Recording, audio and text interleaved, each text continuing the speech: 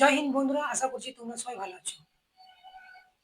তো তোমাদেরকে আমার রিকোয়েস্ট বা অনুরোধ যে চ্যানেলটিকে অবশ্যই সাবস্ক্রাইব করবে আর পুরো ভিডিওটাকে দেখবে। কারণ কি, দেখো আমি কোনো হাই ফাই ঘরে ছেলে না, আমি হচ্ছে সাধারণ ঘরের ছেলে। আমি কিন্তু লিভার কাটি। এবার কি, আমার পড়াশুনো করার খুবই ইচ্ছা ছিল, কিন্তু 2013-তে উচ্চ মাধ্যমিক পরীক্ষা দেওয়ার পর আমার বাড়ির পরিস্থিতি খুব খারাপ হয়ে গেছিল। তারপর গত 4-5 বছর ছিলাম আমি বাইরে। এইবার এখনকার কি পরিস্থিতি, না এখনকার যা পরিস্থিতি দেখছি, বাচ্চা ছেলেদের দুটো তিনটে করে টিউশন, দুটো তিনটে করে টিউশন, এখন অনলাইন ক্লাস, নানা রকম ফোনের যুগ চলে এসেছে। তো দুটো দুটো তিনটে টিউশনের জন্য বাবা মাকে তো একটা টিউশনের ফিস তো 300 থেকে 400 টাকা। তো আমি তো 1 থেকে 12 পর্যন্ত পড়েছি। তো একটু শিক্ষা আমার মধ্যেও আছে, একটু জ্ঞান আমাদের মধ্যে আছে, আমার মধ্যে আছে।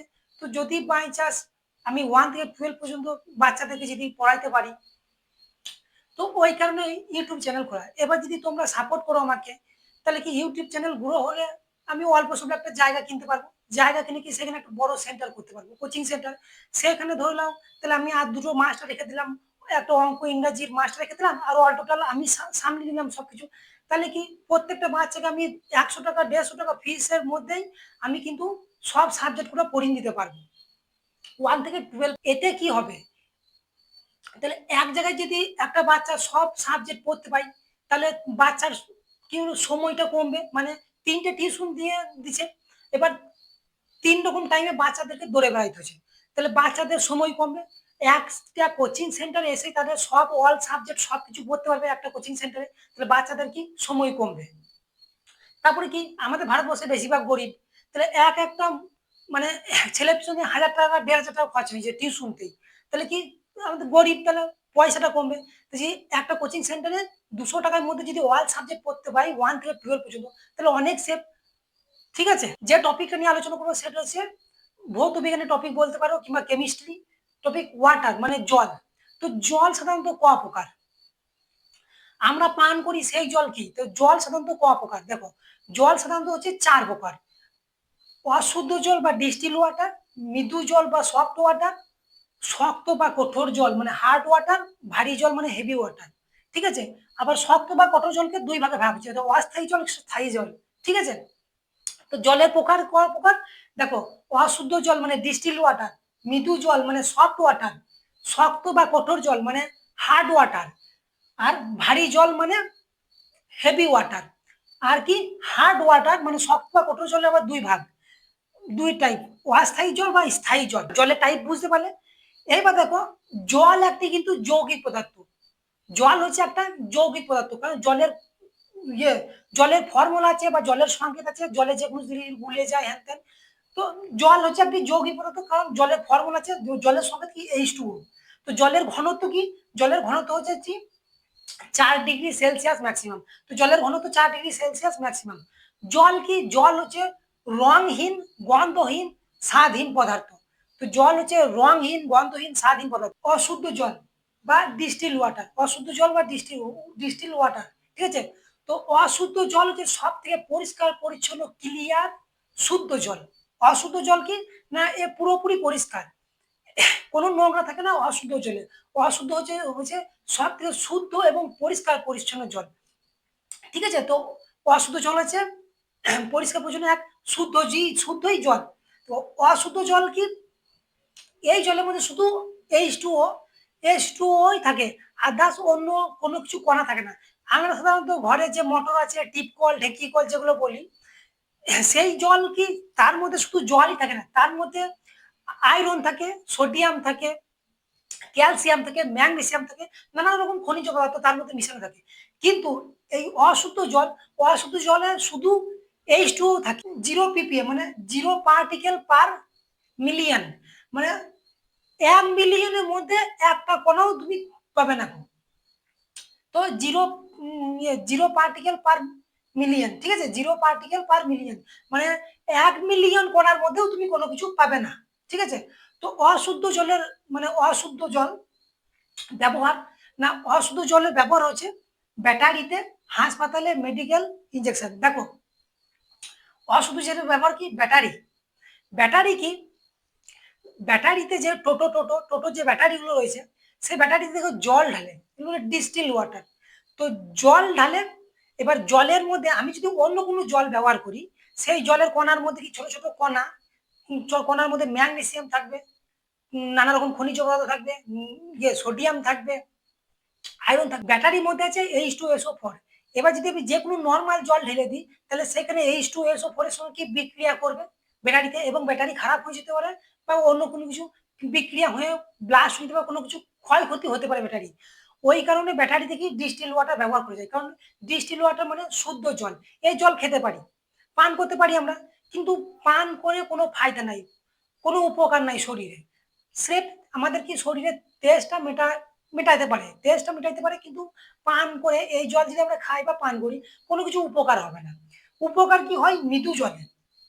এবার আস্তে আস্তে বলবো, ঠিক আছে?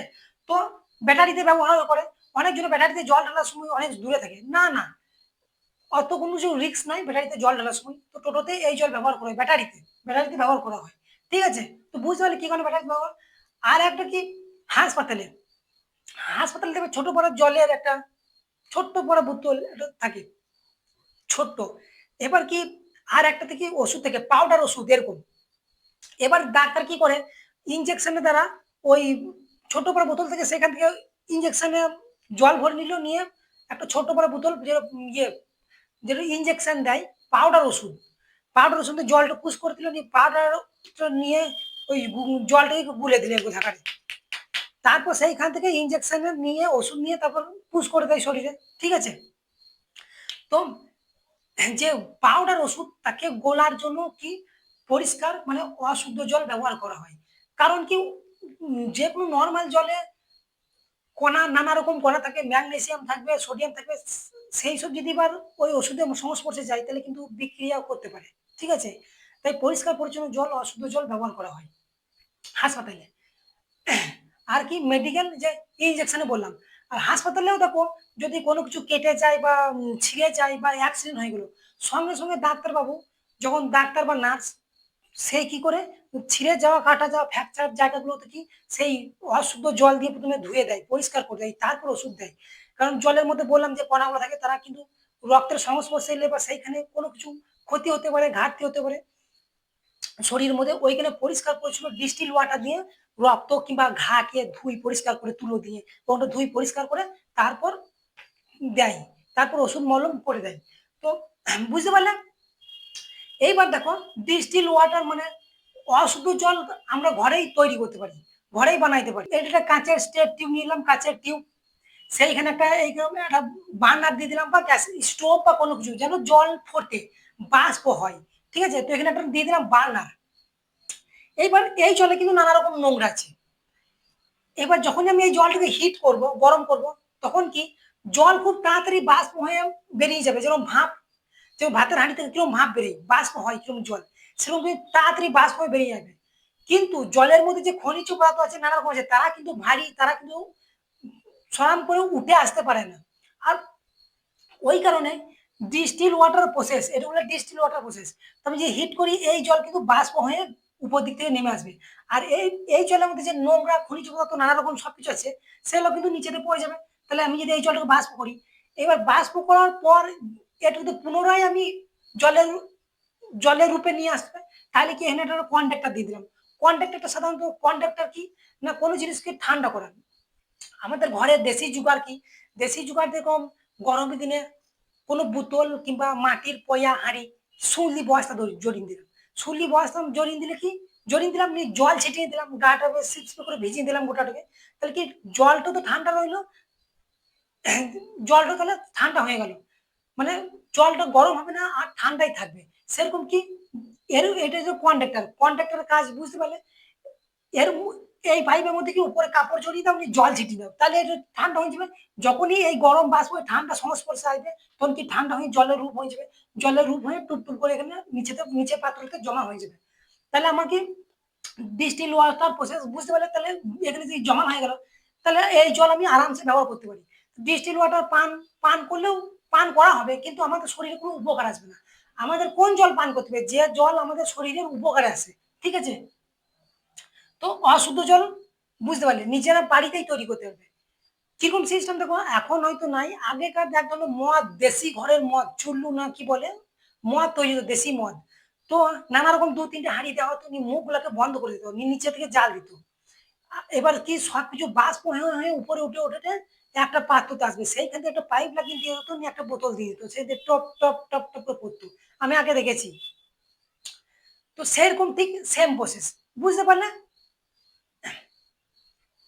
এবার কি মৃদু জল বা সফট ওয়াটার, দেখো এই অশুদ্ধ জল বা যে কোনো নর্মাল জলের সঙ্গে যখনই আমি কোনো আমাদের শরীরে উপকারী খনিজ পদার্থ মিশিয়ে দেবো, সেইটাই হয়ে গেল মৃদু জল বা সফট ওয়াটার। এই জল কি পানের যোগ্য, আমরা এই মৃদু জলই পান পান করি। তো ঢেকি কল, টিপ কল, আমাদের বাড়ির যে মোটরগুলো আছে, সব থেকে কিন্তু নর্মালি এই জলই বের হয়, মৃদু জল। সেই জলের মধ্যে কি ম্যাগনেসিয়াম কণা থাকে, ম্যাগনেসিয়াম থাকে। যেমন দেখো, জলের সঙ্গে কি থাকে, সোডিয়াম থাকে, ক্যালসিয়াম থাকে, ম্যাগনেসিয়াম থাকে। মানে যে কোনো H2, মানে যে কোনো পরিষ্কার অশুদ্ধ জল, শুদ্ধ জলের সঙ্গে যখনই এইসব কণা যোগ হয়ে যাবে, তখনই কি সেটা হয়ে যাবে মৃদু জল।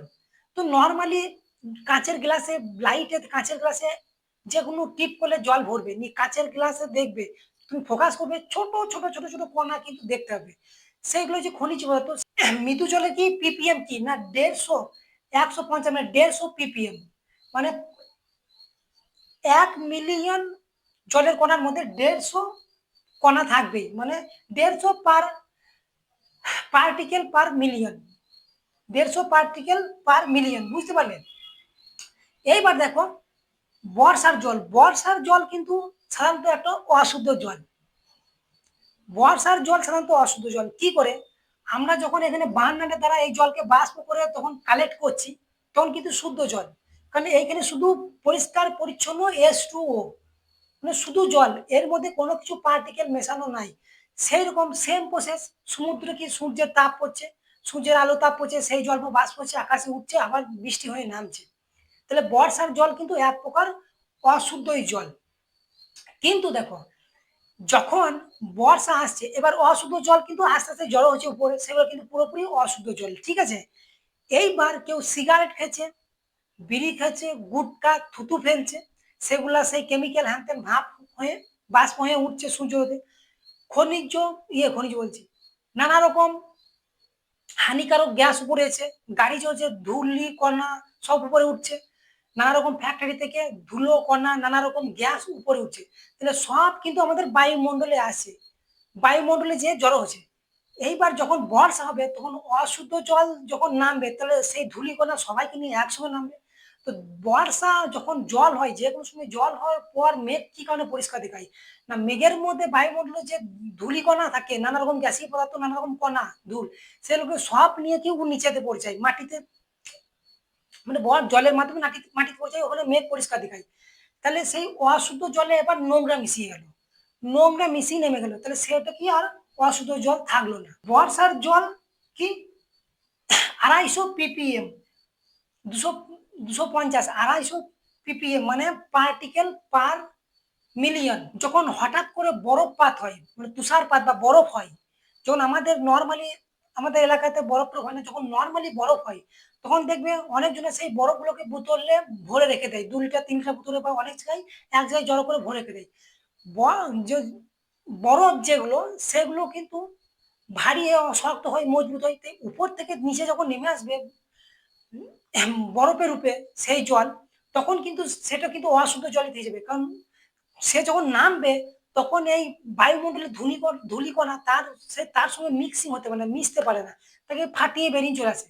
তাই বরফ জল, যে বরফের যে জল, মানে ফ্রিজের বরফ লয় তা বলে, মানে আকাশ থেকে যে বরফ পড়ছে সেই বরফ, মানে সেই বরফ কিন্তু এক প্রকার অশুদ্ধ জল। কারণ সেই বরফের সঙ্গে কি নোংরা মিশতে পারছে না, সোজা এসে মাটিতে পড়ছে, এবং সেই জলকে যদি আমরা এক জায়গায় জড়ো করে যদি কোথাও ঘা চুলকানি হয়, সেইখানে আমরা দিয়ে পরিষ্কার করতে পারি, সেই জলটা ব্যবহার করি। তাই বর্ষার জল কিন্তু অশুদ্ধ বটে, কিন্তু নোংরা নেমে যায় বলে সেটা নোংরা হয়ে যায়, নোংরাকে নামিয়ে নিয়ে চলে আসে ধুলো। আর কি বরফ, বরফ কিন্তু একটা তাহলে পুরো অশুদ্ধ জল। তো এই পর্যন্তই, নেক্সট পার্ট আলোচনা করব। ভারী জল বা কঠোর জল আর হেভি জল। ঠিক আছে? জয় হিন্দ।